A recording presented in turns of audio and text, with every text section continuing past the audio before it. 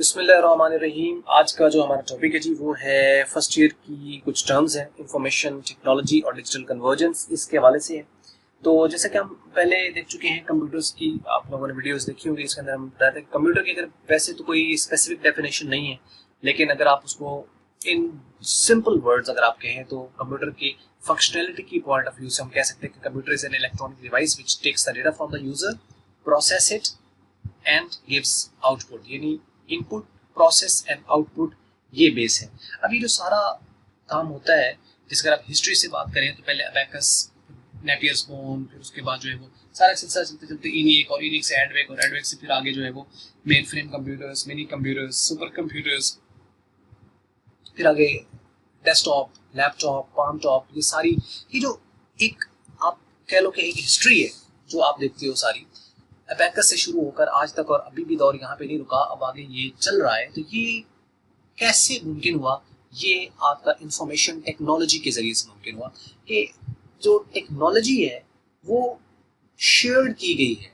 उसको शेयर्ड से क्या मुराद है, यानी उसके ऊपर रिसर्च वर्क हुआ है। तो टेक्नोलॉजी के ऊपर होने वाले रिसर्च वर्क की मदद से, की वजह से साइंटिस्ट या जो भी इंजीनियर्स हैं वो इस काबिल हुए कि उन्होंने एक ऐसा प्रोडक्ट बना लिया, ऐसी एक चीज बना ली जो कि एक जगह पर रुकी नहीं, उसके ऊपर रिसर्च शुरू हो गई और एक ऐसा प्रोसेस बन गया जिसे हम कहते हैं कॉन्टिन्यूअल प्रोसेस। तो वो जनरेशंस की फॉर्म इख्तियार कर गया, जैसे फर्स्ट जनरेशन आई, फिर second generation, third generation, fourth generation, fifth generation के अंदर फिर आगे कैटेगरीज हैं।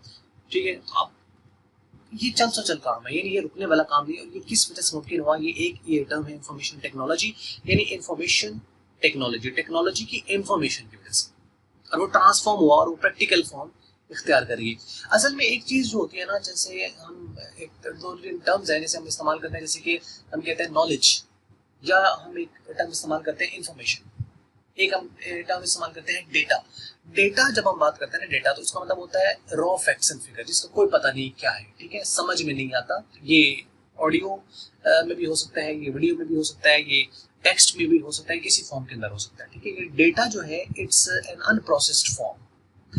फिर इस डेटा के ऊपर कुछ किसी किस्म का कोई ऑपरेशंस किया जाता है, यानी कोई सॉर्टिंग की गई, अरेंजमेंट वगैरह की गई, या एडिशन किया गया, एडिटिंग की गई, उसमें से कुछ डिलीट किया गया, उसको ट्रांसफॉर्म किया गया किसी एक फॉर्म से दूसरी फॉर्म के अंदर, तो उससे फिर एक इंफॉर्मेशन बनकर आती है।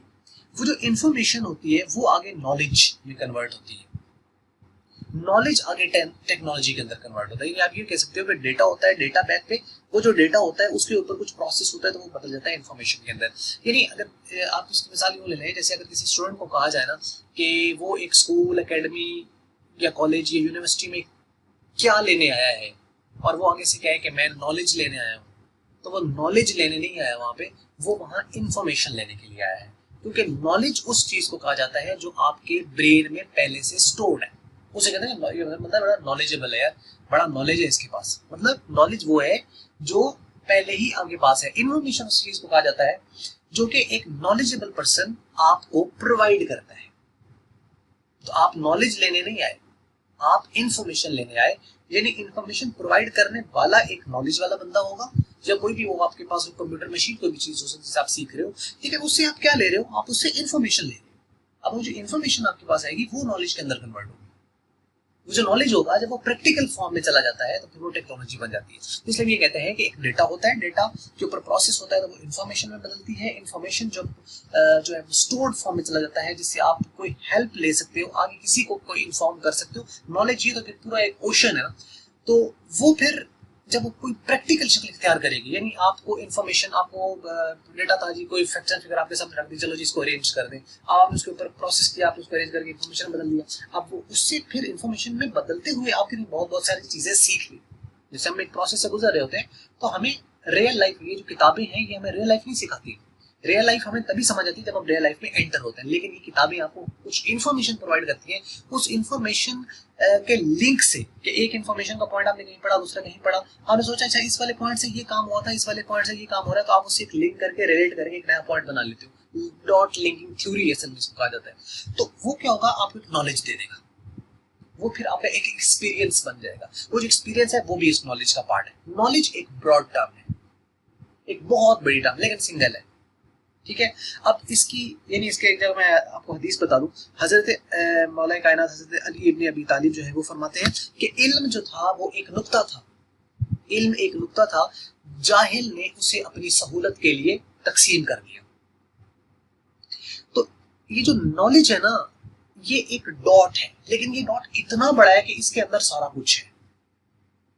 जैसे अगर आप जो रिसर्च करते हैं साइंटिस्ट वगैरह जो कि एस्ट्रोनॉमी एस्ट्रोलॉजिस्ट वगैरह जो होते हैं, अगर आप इसको यानी जो हेवन है, हेवन मतलब जो आसमान है और उसके ऊपर जो हमारी गैलेक्सीज हैं उसकी अगर रिसर्च की जाए तो हमारे सभी में वो एक डॉट है, छोटा सा डॉट है। यानी उसके अंदर एक पहले आप कुछ नहीं हो, मैं कुछ नहीं हूँ, ये सारे हम मिलते हैं तो एक छोटी शक्ल इख्तियार करते हैं। इसके ऊपर इंटरनेट के ऊपर वीडियो भी थी जिसके अंदर बड़ा उसने ना एक घर से बात शुरू की, फिर उसको वो जब वो यानी जूम आउट करता चला गया तो वो फिर घर एक छोटा सा डॉट रह गया, फिर बहुत सारे घर उसके अंदर नजर आना शुरू हो गए, फिर वो उसको जूम आउट किया तो वो एक यानी सोसाइटी एक शहर नजर आना शुरू हुआ, फिर बहुत सारे शहर, फिर वो डॉट बन गए। तो ये एक्चुअल में इसको जब आप ऊपर से जाके देखते हो ना तो एक्चुअल में ये आपको डॉट ही नजर आता है, लेकिन ये डॉट ऊपर से जो नजर आता है जब आप इसके अंदर आते हो तो इसके अंदर फिर बहुत कुछ है, लेकिन है ये एक ही।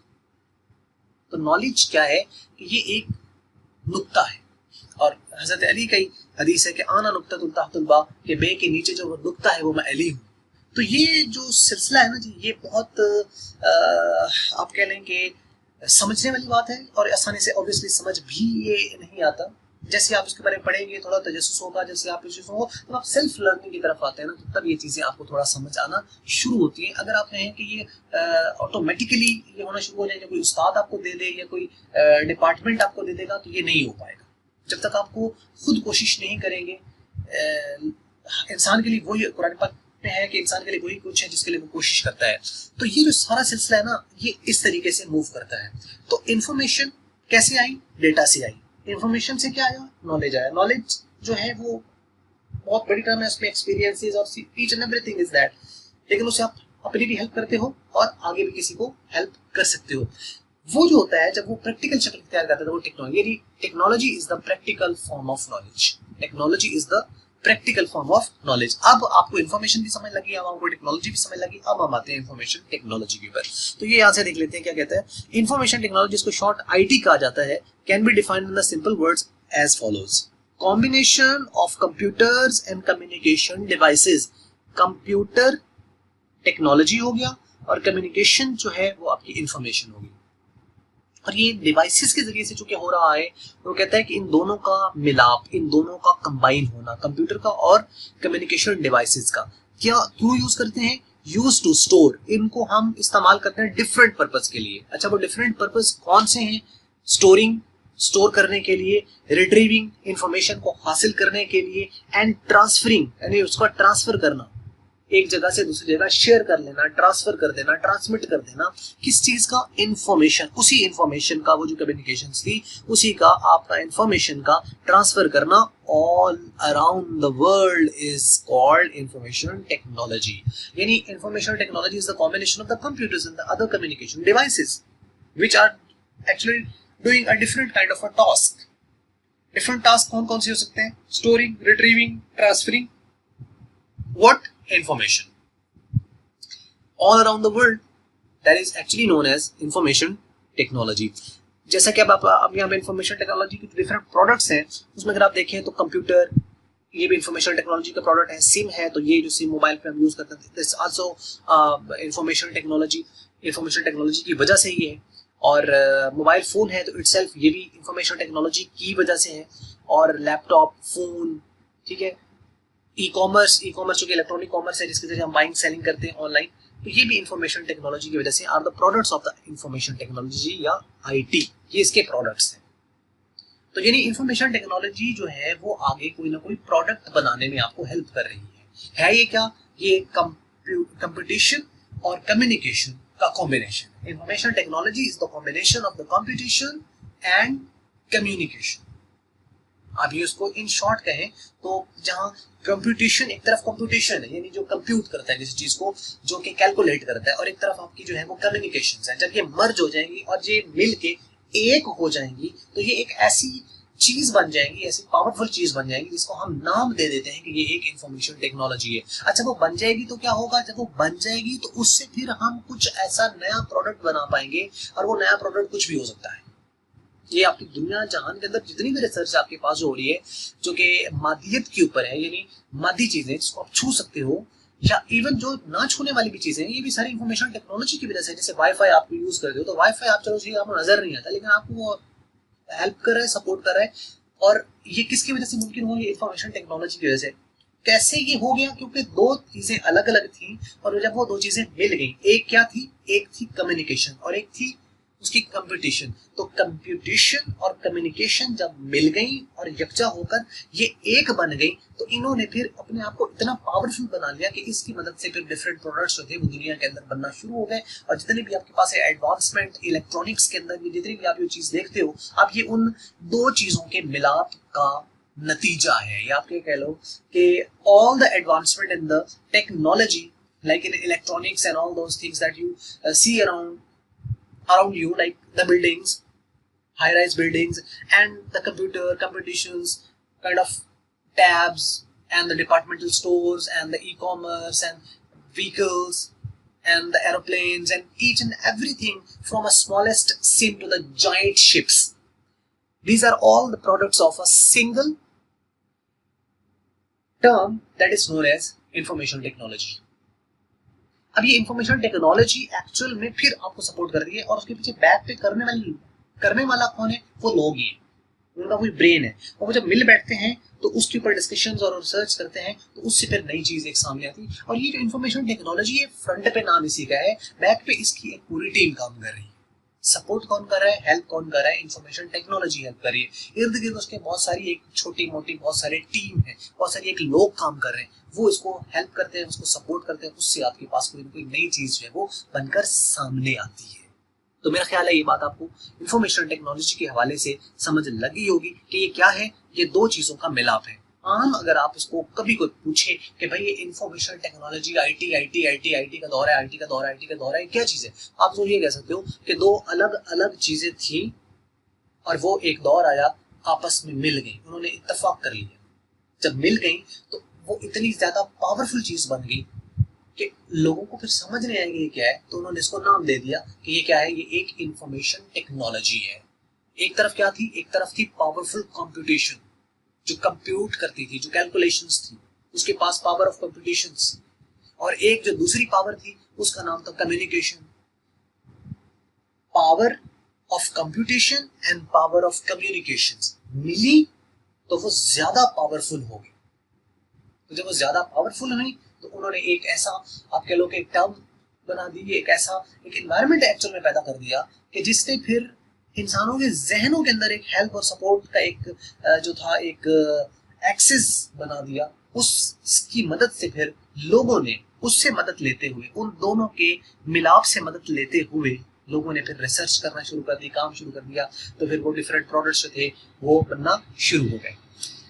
तो ये है इंफॉर्मेशन टेक्नोलॉजी। और उसके बाद हम आते हैं नेक्स्ट की तरफ, यानी बताने का मकसद कि computation and communications combination is called IT. Simple.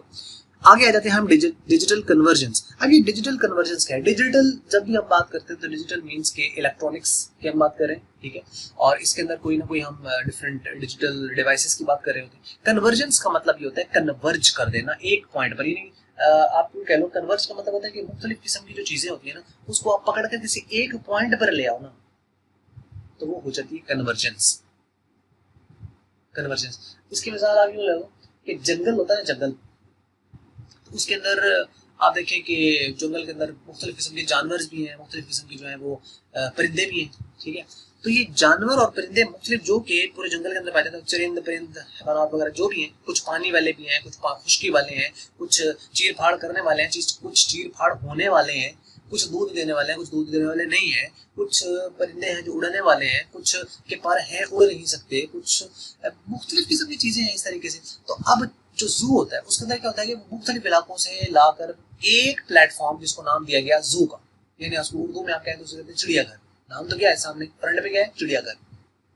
यानी जाहिर अगर चिड़ियाघर को कहा जाए तो उससे क्या जहन में क्या आता है कि ये एक ऐसी प्लेस है जहाँ पे चिड़िया होगी, चिड़िया का घर है, तो चिड़िया के घर में शेर क्या कर रहा है, ये चिड़िया के घर के अंदर बंदर क्या कर रहे हैं, चिड़िया के घर के अंदर रीछ क्या कर रहा है, चिड़िया के घर के अंदर बाकी जानवर जो है, जब कछुआ वो क्या कर रहा है, जंगली बिल्लियां क्या काम कर रही है, हिरन क्या काम कर रहे हैं, यू नो।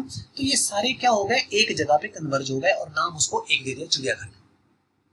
डिजिटल कन्वर्जेंस असल में यही है कि जो डिफरेंट आपके डिजिटल आपके गैजेट्स हैं, जो डिजिटल आपकी एप्लीकेशंस हैं, जो डिजिटल आपकी सपोर्ट्स हैं, उनको एक जगह ला के मर्ज कर देना और कोई एक डिवाइस बनाकर आपको दे देना कि लो भाई इसके अंदर सारा कुछ ही है, वो डिजिटल कन्वर्जेंस। कि आपको जब उसमें एंटर होना है ना, एंटर आपने जूम में होना है, समझ आ रही है ना, लेकिन आपको उसके अंदर सारे जानवर, सांप से लेकर और शेर तक और चरिंद परिंद सारे हर चीज आपको जो है उसके अंदर उसी एक गेट के अंदर दाखिल होते हुए आपको घूमना फिरना पड़ेगा, लेकिन आपको सारी चीज उसके अंदर ही मिल जाएगी। ये है digital convergence.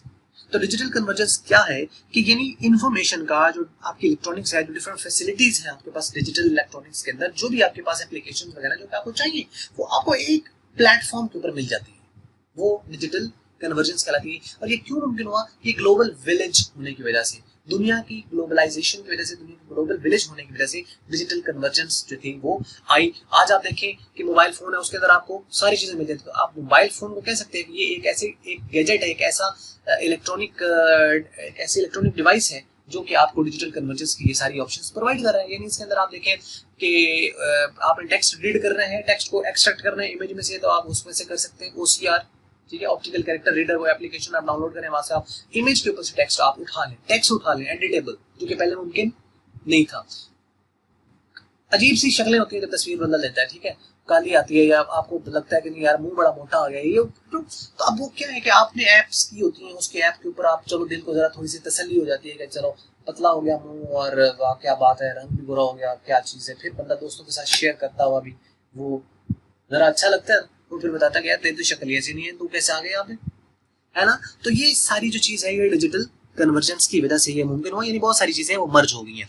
The word convergence means to meet at a single point, convergence का मतलब होता है meet at, यानी at a single point। Thus the digital convergence is the merger कहते हैं combine कर देना, किसी को मिला देना, merge कर देना of the different digital contents like audio, videos, message, calling, internet surfing and many more provided by a single digital device is called digital convergence। The best example of digital convergence is the mobile phone, ठीक है।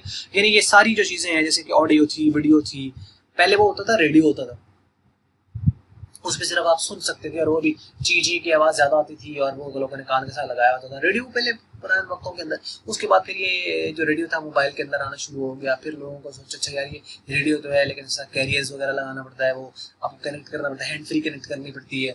तो उसके बाद फिर उन्होंने वो option दे दी, कुछ ऐसे आ गए मोबाइल जिसके साथ आपको वो नहीं लगाना पड़ता, वो कैरियर एक बिल्ट इन कैरियर दे दिया उसके अंदर, यानी आप केबल ना लगाओ, आप एंटीना ना उसका खींचो, उसके अलावा बिल्ट इन की बेस पर आपकी रेडियो आपको चलेगा। उसके बाद कैमरा आ गया जी, पहले तस्वीरें जो थी वो नहीं आती थी, कैमरा के अंदर क्वालिटी आते आते आते अब आप देखो कि 1.5 से 2-2.5 लाख रुपए के मोबाइल आना शुरू हो गए।